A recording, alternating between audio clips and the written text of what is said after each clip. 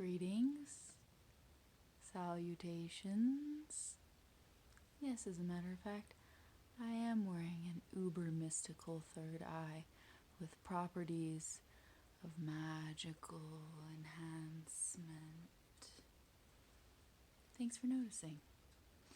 So, you're joining me this evening in my Zen corner. Here comes Gizmo over to the Zen corner. He wants to be Zen too. So I thought I'd start a little cross-legged position like our friend the yoga gnome here. Doing gnome yoga. You know how I do.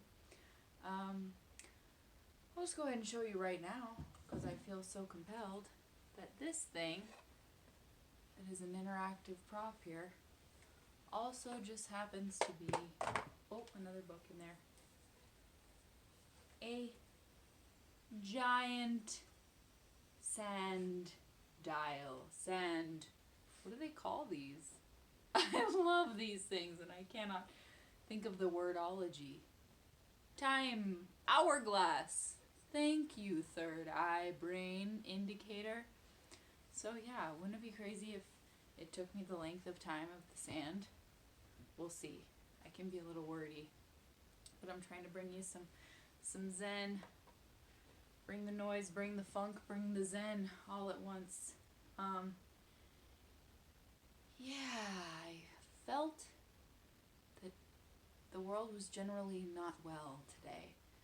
I heard from a few friends, and I heard from a few friends without hearing them, just felt that people were feeling a little soul sick out there. Things just felt pretty off. I was a little scrambly in my thoughts and trying to put something together. So I asked my former roommate, Momo, I asked her permission to talk about a specific series of events and happenings that led to poetry and pontification and revelation and such. And she said that was fine. I will change some things so as to maintain mystery and honor, you know. But yeah, I just thought we could all use a little Zen corner this evening and some tales of true hope when I was just fully dancing in my power and really believing in myself pretty paramountly. Heightened amount of belief in oneself. It was a free and radical time. Right before Obama got elected, it was a very certain, tangible kind of hope was in the air. You could just, touch it, grab it, like those bubbles that you blow and they don't pop, and you can just land them on your hand like that. Kind of like that. But with magic and belief. Boy, Gizmo's really burrowing in there, isn't he? He too feels the need for seclusion and comfort.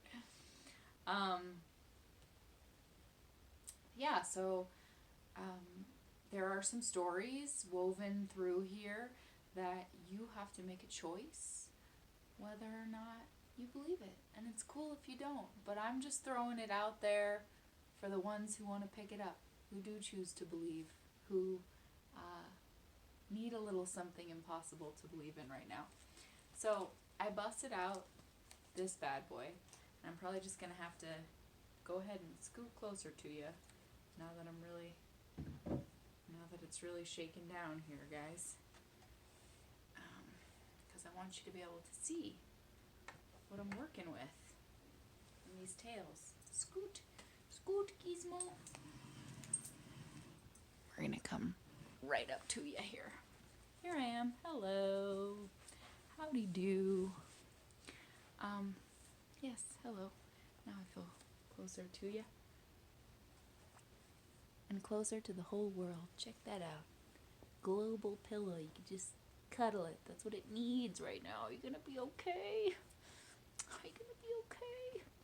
I'm here for you. I'm here for you, little Earth. It's a lot. It's a lot to take on right now. I know that. The stories that spoke to me, though, today, the tales that wanted to be brought forth from packed full closets and clutter and boxes, were the tales of Bonnaroo. I made these crazy journals, and I realized just in my perusing that I will have to save the other one for another time. There's only so many wild stories you can tell in a sitting, folks. But yeah, I constructed these. They've all got lots of details on them. This little map tag. I love this back. It says, gradually, that look. It's pretty cool, right? Some hands lead me there. But yeah, I just kind of wanted to be able to show you the artwork up close and personal. My little tie tag here had a bull for me, the bulletta, the Taurus. And this came from a woman, last name a Lockhart. And she gave me a locked heart, and her last name was Lockhart. How about that? Yeah, so many tales to weave. Don't even know where to start. I'm going to obviously leave out a bunch of stuff. But it was a magical time. We had just graduated acting school together, and we decided the best way to celebrate that was, and I say graduated loosely, I still don't have a degree that anyone takes seriously, but we made it through a lot of trials and tribulations, and we decided to celebrate by going to Bonnaroo. And I don't want to talk too much trash. I'll just put it on me. I'll say that festivals ain't really my cup of sippin' tea anymore. Like, I tried to go to one here locally. I shan't name it by name. But I actually won the tickets on the radio. I'm really good at winning tickets. My mom and I have won many, many concerts, sometimes on the same day. It's eerie. And I won tickets, and it took me 3.5 hours just to get into the venue. And the checkpoints and the car. And it was kind of like, whew, by the time I got in there, the porta potty smell was really driving me away, and everybody's trying to like hula hoop and be very like enchanted and bewitched and intoxicated by their own chakras, and I was just like, porta potty. But 2007 Bonnaroo was pretty much the jam. It still felt not so cool that it wasn't cool anymore. Feel me? So right before I left for Bonnaroo, I had started collecting these amazing pieces of artwork by a local street artist in Fort Collins called Rar. If you're still out there, I'm your biggest freaking fan. And I started collecting Rar. Oh, this is interesting. This whole book, I gotta point out that like everything meant something. When I lived with Momo, everything was a puzzle, and the paper trail and all the trails, everything was, it all fit together. And I'm telling you, you ain't gotta believe me. It's cool if you don't.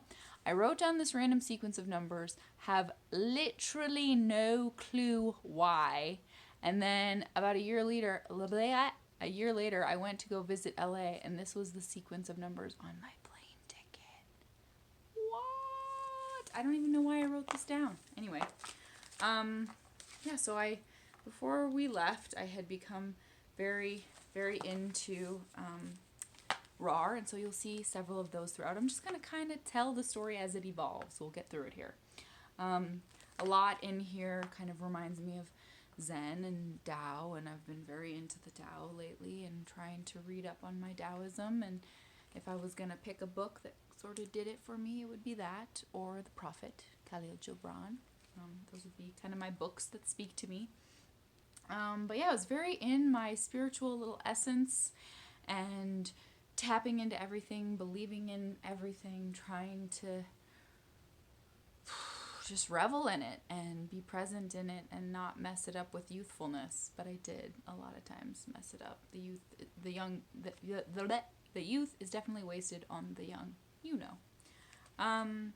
Few things that stood out to me when we were there at our first day. I wrote, next to new alter ego tattoo, Cheshire magic mimic, fox quandary, conserve the old ways. Bonoroovian, Ophiliatic, Bohemianites, Bamwhoozled in the Splendiferie, hoofing it back to Babylon, beside myself. What is the truth, Fox? What is a gift? Can we still open up the sky without all these vials? Intoxifying small print, June bugs like green painted spring children.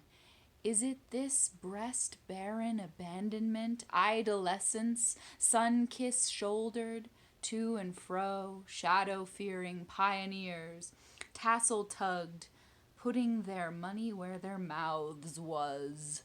Sometimes it feels dirty when you're wearing off. Relevance all too clear, sun rising rapidly. Get out of there. Flat as the earth is, you start to feel the burn again. And that relevance all too clear, you try reading that. That's all I'm going to say to protect our anonymity, our high degree of honor, is to say that there was some mental elevation happening in these quests. That's all I'll say about it. So yeah, I wrote here, take a vacation from my problems. I like to use that What About Bob saying a lot. Got Kings of Leon up there. A couple crazy stories I gotta throw in here. Believe, feel what you will, feel it out, swish it around, swallow it, see how it suits you the next day. I don't know. But all these things happened. So it was a really incredible lineup. And we were there in Tennessee, staying with a friend on his very, very large property before and after the festival. We ate Southern cooking every single day. We had sweet tea 4 times a day, fresh made biscuits. It was unbelievable. But Tennessee was in a horrible drought. It was about 110 degrees the whole time we were there. I do not do well with the sun, told you, allergic. And the heat was just stifling me. And I think that festivals have gotten worse in this way because they pack more people in now. Well, we'll see now, in the now. But yeah, there were just not a lot of provisions, and you had to pay like $5 for a bottle of water, and it was kind of rugged at times. But there was this terrible drought.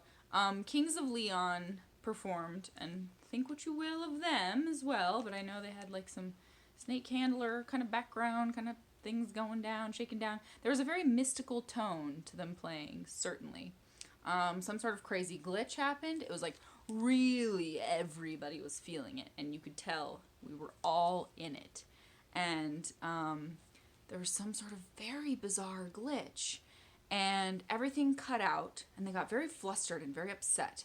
And they went off stage, and you could hear them kind of talking to their band manager or whatever, like, if you don't figure this out, we're not going back on. And there was a general, like, what? Oh my God, please, we gotta hear what? In the crowd. So they came back out on stage, and they were fiddling with some things. And the lead singer covered his eyes and just got very emotional. And all the shit went back on. The equipment turned back on, like in his intensity with his face covered. And a light trickle of rain began to fall. And it was though he triggered it. Another story connecting to that will follow when I find the cue to it. But on that particular, it was the next day, the day after Kings of Leon performed. I did this little art piece, and it's all these stickers, and it says, trash heaped in glee. A statement. Fuck the police. And able to let them finally drink sunshine. I found the fuck the police sticker. You'll hear my life philosophy one of these nights. I'm not going to do it now, but there's only good and bad everything. Nothing is all good or all bad. But I did find that sticker in the parking lot there that same day. But trash heaped in glee and all these stickers. So one of the days we were there, I felt very bold and very in my power. And I decided to go topless with just stickers on my boobies, my breasts. Not a great idea. I mean, the idea was great. The empowerment felt great at first. But through a series of events, again, use your imagination, things got real weird real quick. I will say that. And sometimes you can't always guarantee that just because you're in a place where you want the glorious vibes to rain upon you that they will, you know. So anyway, at one point, I gotta make these birds spin because I just feel like it's good movement in the background. These birds are going. There they go. You see them fluttering in the mirror? But so I got aggressively groped and attacked by a very scary, like 50-year-old woman, and her age had nothing to do with it. She could have been any age. I'm not ageist, obviously. I have friends who are 14. I have friends who are 80. But she was very scary. Her demeanor was very scary, and she grabbed him. She just fully got a good nail dig in there. And someone died at Bonoroovian that day. Everything was just kind of intense. But I swear I'm going to an uplifting place. It's just that, like all things, when you're gathering wisdom and you're gaining control over who you are and finding those juicy tidbits, you're going to have obstacles. So that was an obstacle day, and it was a little scary. But here's some good stuff. So I wrote down the poems on both of these pages. I'll show you. And then I had to kind of write it down because, I mean, you try reading that, right? So this was another girl who had stickers on her boobies, and she was my sticker boobie friend, and she gave me one. Isn't that sweet? So I put him in here. She just had 2 of these faces. And I found this little monkey. He's sort of interactive.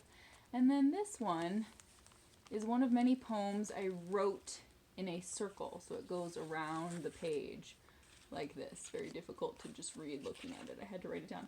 But yes, that is a real $100 bill, and I will just call this gentleman in the story the good doctor for the sake of protecting his identity. I hope he's still out there. I don't know. That would be cool. I gotta try and find him.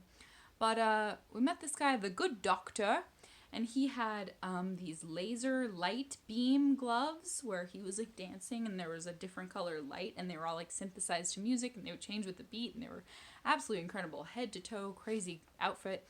He was a doctor of criminology from New Orleans. Very smart dude. Also very mentally elevated. Yes, yes, keywords. And it was right before we saw the Flaming Lips. And I lost my cell phone. And sometimes when I'm trying to have a really good time, this is a Zen teaching moment. This is a Taoist teaching moment. Sometimes when I really want the fun so bad, and then like one little thing throws me off like that, something goes a little wrong, like I lost my cell phone. It's pretty shitty. But man, it just derails me. And I have to learn to not be so derailed because gosh, was I ever. Like train was off the tracks. I was freaking out. And it was a really crappy phone. It was like a brick, one step up from a brick Nokia phone. Like it was a piece of crap, but it was my lifeline, and we've always been very lower middle class. It was a lot of money to me at the time. It felt very scary and intimidating. Like I've tried to prove that I have the maturity to attend this music festival. I can't lose my cell phone. So I was really bashing myself, and this guy, the good doctor, he found me in my energy tumultuousness, and he said, here's $100 bill. Does that fix your problem? So you can stop, so you can just enjoy, go outward, enjoy this moment, enjoy the Flaming Lips. They're sending literal glowing orbs of light into the audience. Can you just enjoy that? And I was like, I can't take this. And he was like, no, you will. You can take it. It's a gift, and you're taking it, and I'm giving it to you. Later in the festival, we met up with him again. We rode the Ferris wheel, and I promised him that I would use that particular $100 bill to copyright a screenplay that I haven't finished yet, that I'm writing for Fiona Apple. It's a whole other freaking story, guys. What a story it is.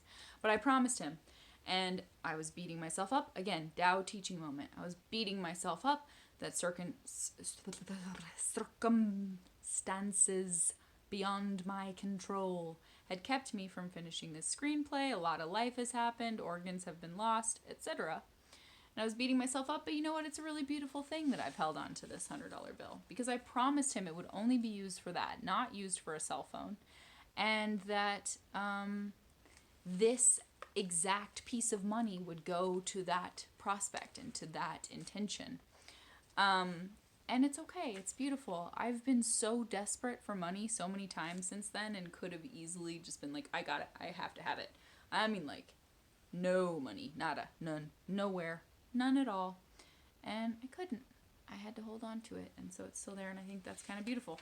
So the little mini poem on this side with the booby sticker Goes a little something like this.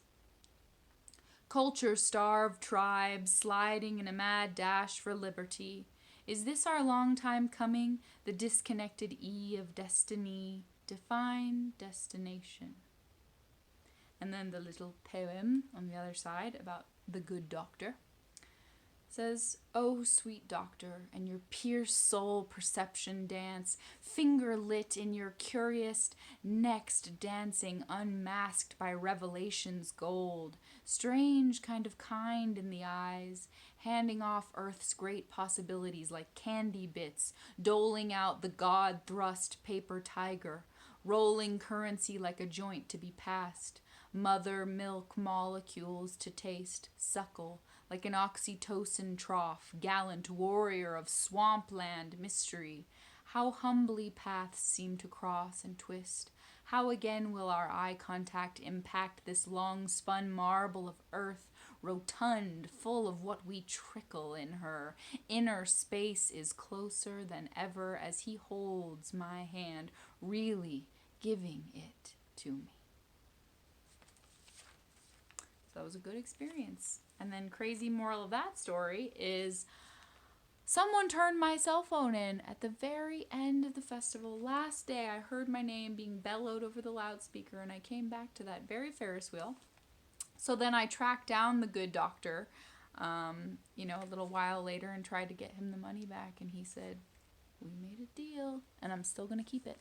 We made a deal." So here's the visual of another one. This is a picture of fireflies. And then here's the little poem I'm going to read. So here's a little tale that you may have trouble giving the green light to as factual, but it happened. Don't care what you think. I do. I care. But it is, and it was, and so it is. So yeah, horrible drought. There was that little teeny tiny trickle from Kings of Leon. But we went back to my friend's mansion. I'm just going to call it what it was. It was a frickin' mansion. Never stayed in a house that big ever in my life, before or since. So we went back after the festival and needed some recovery, needed some biscuits, really needed some biscuits. And Momo and I needed a break from each other's energies because we had gone very deeply into each other's energies. It was understandable that we needed a break. I had a little talisman, a gem, similar to this one, not this particular magic one, but I had a gem that I had worn right here on my forehead throughout the whole festival. And one day at the end, she said, "Teal, you can see out of that thing, can't you?" And I was like, "Yes, I can." And I could see right out of it. I could see things that I never had seen before. It was amazing. And the entire festival, everyone called me the princess. It was kind of the coolest thing I've ever experienced. Like, not in a mean way, not the way you're thinking, but in the kindest and most, soul-warming way I've ever felt. Every 10 minutes, someone would be like, "It's the princess." And I dressed in a certain way. I had, the head sparkle, and I like to give it some flair, some hip-de-dip, and some bright pizzazzo. But yeah, it wasn't 3 or 4 people. It was 25 different people were like, "It's the princess." I was like, damn, that's a head scratcher. How did they all know? Anyway, it was a fun acknowledgement. How often do you get that? But so when fast forwarding, going back to my friend's house, I was out at the pool and I decided it was a really good moment to do some magic. It felt really right. And our friend's dad had told me, "You got to go check out the fireflies. It's mating season and they're going to be out, in droves." So I took this journal with me out and I was manifesting some real juju, bringing it up, pulling it up. Took a little dip in the pool, felt very with the elements, watching this firefly mating dance, which was, illuminating. And I stuck my hands up in the sky like this. And I gave it all the energy in my tiny little body. And I said out loud, "I wonder if the fireflies will stop mating if I make it rain." So I held my hands up there a long time, and the craziest storm you have ever seen came out of nowhere. We're talking like a very significant and impactful drought that Tennessee had been in. Like 9 months, no precipitation, something terrible like that. It was real bad. People were worried. I mean, I'm not saying I fixed it, but I am saying that I made that rainstorm because I know I did. It was like the words, I was brave enough to speak the words from my mouth, and the thunder and lightning collected. So my friend's dad came out, and he was a preacher, like a pastor, and it was pouring. Holy, beautiful, insane, guzzling down. Like the spout got turned on, and it was pouring rain. And he came out, I promise you this happened. It was so distinct that he watched me do my whole little bring it up, bring it up, bring it up, and chanting out loud and writing things in my journal and doing this and talking out loud. And he came out and he was on his knees and he said, "You did this, didn't you?" And I said, "Yes." And he said, "I believe you." And it was one of the most profound moments I've ever had. I mean, to have someone like that, a very Republican Christian preacher, look me in square in my third eye and say, "I believe you." It was like he was going to cry. It was really cool. So I wrote this to commemorate that. It's called Fire Flying High. A soaked up sense of rain cloud causing magic hands, fingers that feel the beat rain down, washed the spider out, pour steady. She trades hungry youth for wet earth and knows new love will come. Sure as lightning follows thunder, thunder follows lightning, just as she summons the fairy trees. The flicker flame dance brings a steady epic soak. Sky spoken, illumine ovation. And what's cool, if you look real close, sorry, I got to flip the page. If you look real close at the top there, you can see where the raindrops blurred the letters. Where the raindrops pardon me, how embarrassing. Let me just, I hate when my third eye falls off in public. Let me just stick that sucker back on. Great times. So that was my ticket. It's really cool looking. Here's another really cool RAR. It's like a bowling ball RAR. So we're getting deeper into the RAR saga. Ooh, there's me, just paint. I'm only wearing paint. Not ashamed. Got a typewriter and with some movie reels. This was just that bohemian time, There it is. You saw it here, folks. Wearing paint. I like this one. It was like an advertisement at Bonoroovian along with a Klimt. The Terrible Beauty. Every page is something a little different. I have a whole nother one of these too. I wish I could tell you the story on every page because goodness golly, there is a whole one. But fight the harness effect. Yep. Here's a really cool RAR. Can you see it? Yeah. Oh, there's little pieces of credit card falling out of here, interestingly enough. And then this takes me back to last night. Here's some Barbie stuff. And it says, Barbie is evolving as we speak. Oh, yep. I found this Jesus postcard at Bonoroovian as well as this surfing samurai in the parking lot. Crazy, another part of the story, we were kind of a little lost from our tent. And we met this cat who was like, "You want to come smoke a bowl?" And we were like, "Yes, we can't find our tent. Why not?" And we had this whole deep kind of powwow with him. And he looked a lot like Jesus, or, the like Judeo-Christian, modern kind of white guy Jesus that is fabricated because he was a brown-skinned man, obviously. But he looked a lot like that, like cereal box Jesus, like the advertising Jesus, very much so. And we ended up having a very deep conversation with him till about 3 in the morning, where he swore and pretty much convinced us that we were channeling collectively. And I will say, I was wearing like a cloak over my head, like the veil. And Momo was dressed very vumachacha in like the most beautiful enchantress kind of way. And he said that we were channeling Jesus Christ, the Virgin Mary, and Mary Magdalene collectively, prospectively. Yeah, and I kind of believed him, and he was very much on that jaunt and on that kick that was happening. So yeah, moving right along here. Like, not of this earth. Someone there gave that to me. Thought it was cool.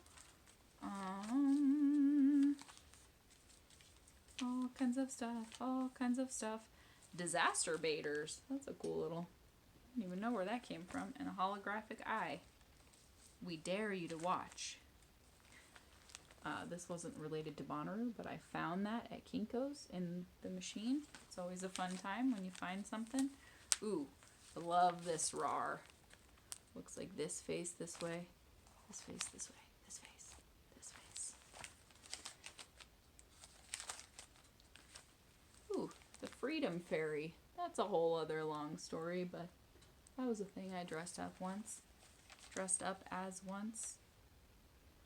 And then I got a fortune that says, memorable moments will make your trip delightful. Had to include that. But yeah, it was just, ooh, that's a really cool image of Joss Stone. Love her. She kind of just popped back on the scene. She's also supposed to be in the movie with Fiona Apple that Momo's been helping me with. And just so many stories interconnected. But here's the big one that I was going to read for ye all. There's like a big chunky one in here. So yeah, I think this was the night after we like met the Jesus channeler. And when we finally found our tent, I wrote this little musing of many feelings I had had. Find more, be more, forget, fulfill, stew in it, never let it get away from you. Someone, somewhere, save the world. Forgive us. Please, this is me begging you, and I know you can hear me. I'm dancing this dance for you. I hate feeling my insides. Please feed me to the hungry people. Don't let the zombies take over LA. Remember me, pleading for love in the rain, digging at the dirt. Don't let them drop the bomb. Get it out of them. They deserve it. Cast your magic into a clear blue sky and create big clouds that the crowds will complain about.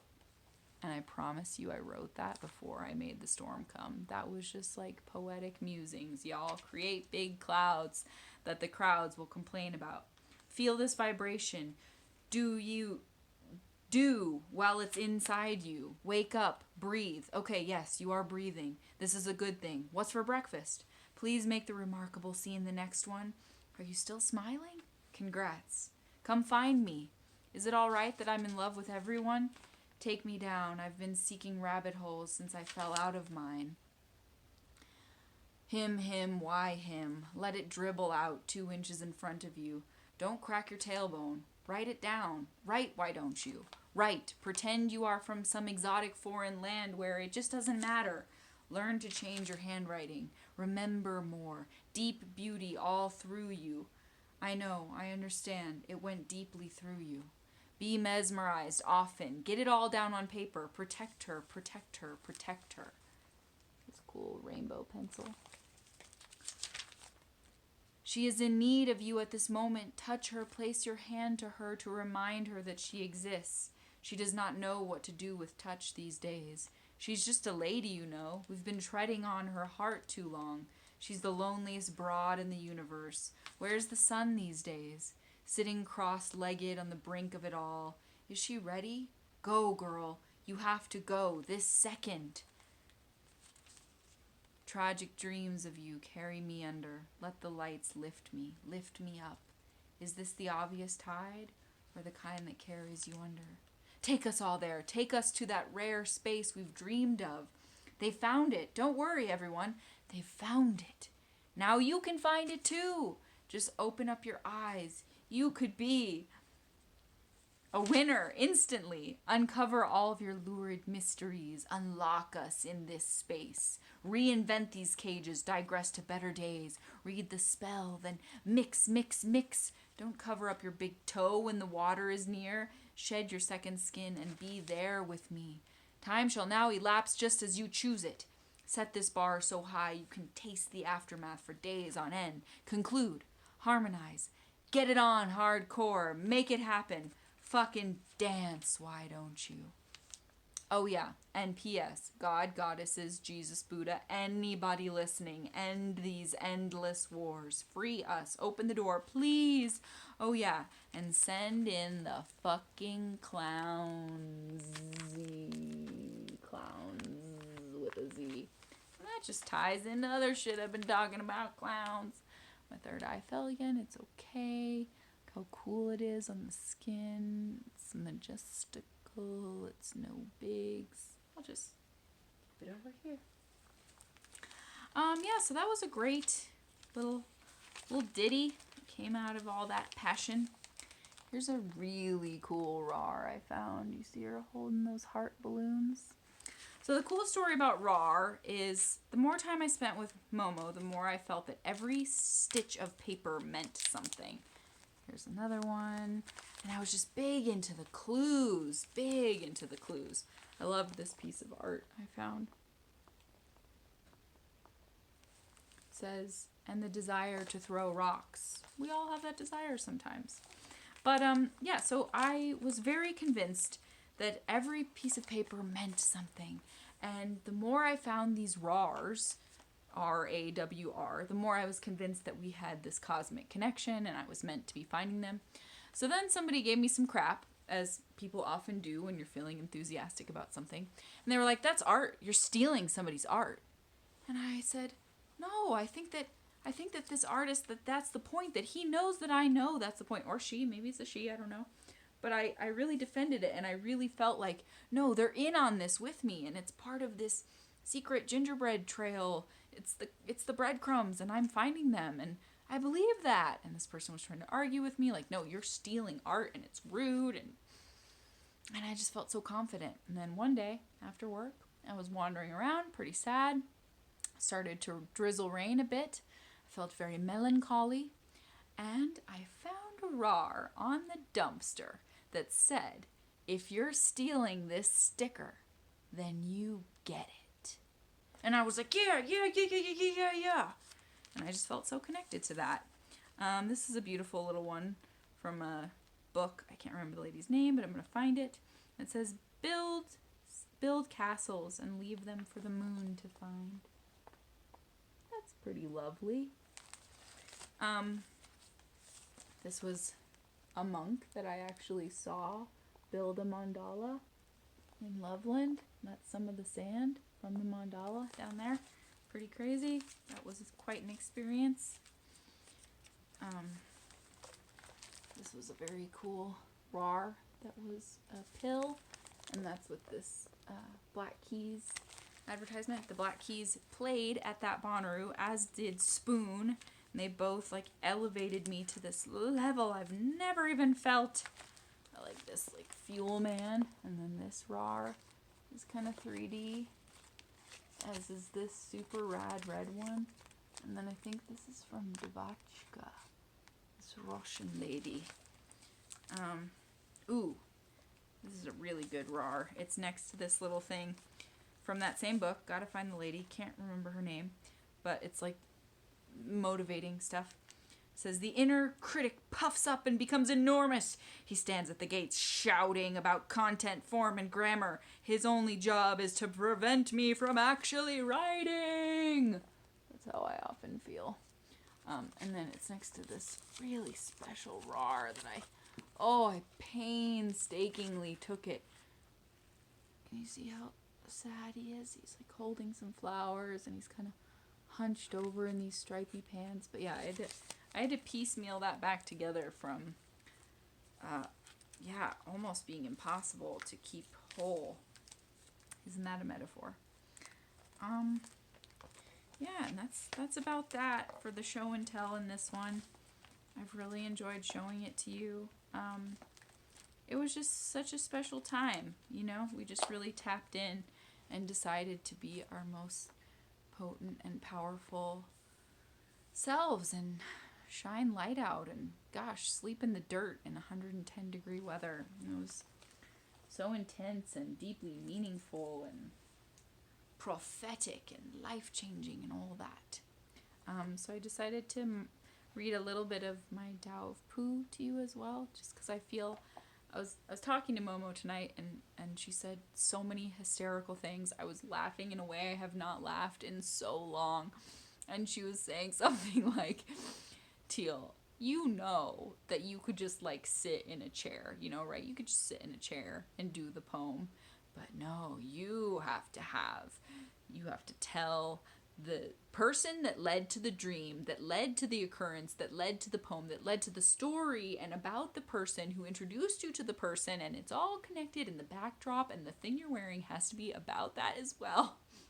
And she knows me so well, and I was just crying, laughing, because it's so freaking true. But yeah, I really wanted to bring some of that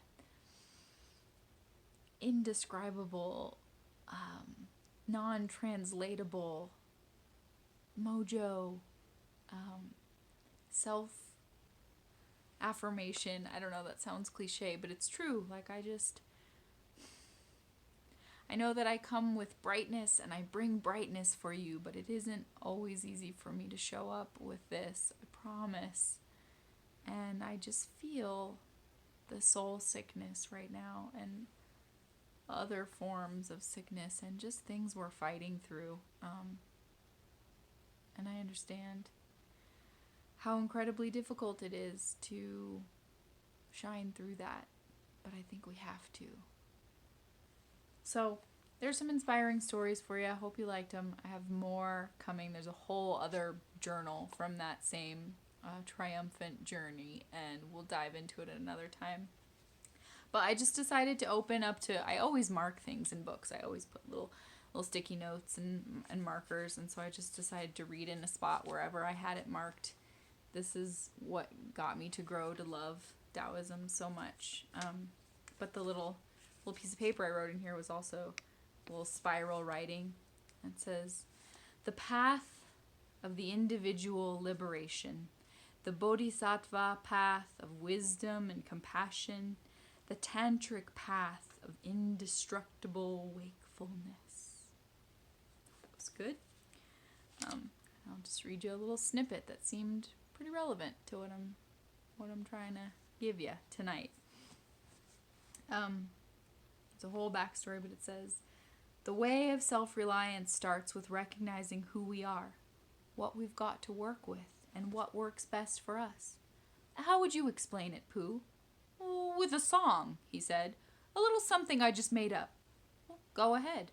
"Certainly." "How can you get very far if you don't know who you are? How can you do what you ought if you don't know what you've got? And if you don't know which to do of all the things in front of you, then what you'll have when you are through is just a mess without a clue of all the best that can come true if you know what and which and who." "That's it," he said, leaning back and closing his eyes.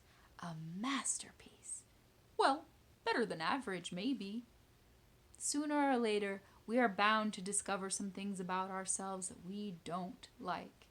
But once we see they're there, we can decide what we want to do with them. Do we want to get rid of them completely, change them into other things, or use them in beneficial ways? The last two approaches are often especially useful, since they avoid head-on conflict, and therefore minimize struggle. Also, they allow those transformed characteristics to be added to the list of things we have that help us out. In a similar manner, instead of struggling to erase what are referred to as negative emotions, we can learn to use them in positive ways. We could describe the principle like this: while pounding on the piano keys may produce noise, removing them doesn't exactly further the creation of music. The principles of music and living aren't all that different, we think. Just a beautiful little snippet. There's so many in there, so many beautiful snippets, just like there are in life.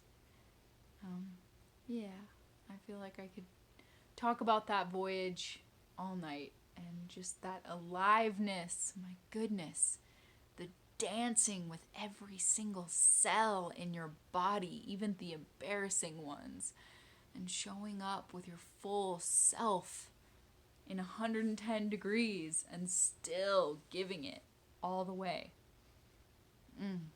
That was really good. It was a good feeling. I'll always treasure it. So give your third eye a little rub, a little massage. Thank it for intuiting things you don't even know you're intuiting, and helping to guide you. And just be gentle with yourself and your health and this beautiful world. That's what I was talking about in my poem when I said we've been treading on her for far too long, and she's just a lady. It's this old gal. Just gotta hold her close and tell her you believe in her. Otherwise, she's never gonna get the memo. So I hope you gleamed some little gems of beauty from what I have to give you this evening. And it's Golly Gee Willikers, day 24. Oh, and so much more in store. I'll be back tomorrow. Thanks for joining me here in my little Zen corner. Oh, two more fun show and tell things while I'm here. I mean, who knows? Maybe I'll come back in the Zen corner again soon. But really love this guy. It's Snoops, y'all, and he's just like see, just like Zen. You can throw the magnet force off too much if you get too excited.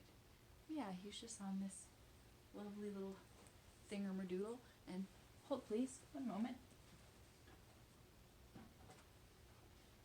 Another bodacious thing of great bodaciousness coming at you momentarily. Yeah, completely, utterly awesome. So we'll just leave it there on the great color changing, flickering, optical, tantalizing peacock. Have lovely wild dreams. See you tomorrow.